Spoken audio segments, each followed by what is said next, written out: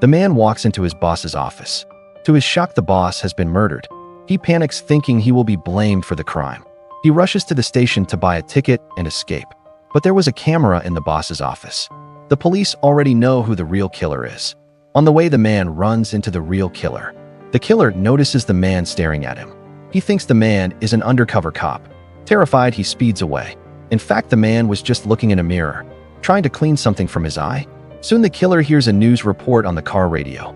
It says the murderer stole a black Jeep with red flames and asks anyone who sees it to contact the police. The killer hears this and becomes even more convinced that the man really is a cop. He decides to abandon the car and run. Meanwhile, the man wakes up to the driver calling him.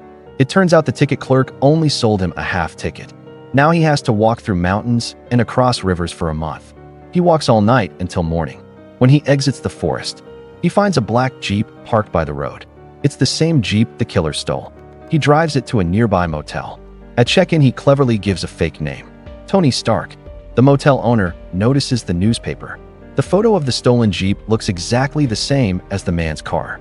The owner immediately calls the police. The man finishes his shower, then sees the newspaper himself. It reports the same Jeep as the killer's car. He hits his head against the wall in frustration. Coincidentally, the killer is staying in the next room. Hearing the noise, he thinks he's been discovered.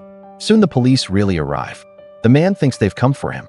He wraps a towel around his head, pretends to be drying his hair, and walks out casually. The police ignore him. He doesn't match the killer's height or weight. But then the motel owner points at him. The man quickly throws the towel over the owner's head and points upstairs. Just then, the killer steps out of his room. The police see him. A gunfight breaks out instantly. The man takes the chance to run. Gunshots crack behind him. He thinks the police are shooting at him. He zigzags left and right, trying to dodge bullets. Finally, he does a backflip into the grass and manages to escape successfully.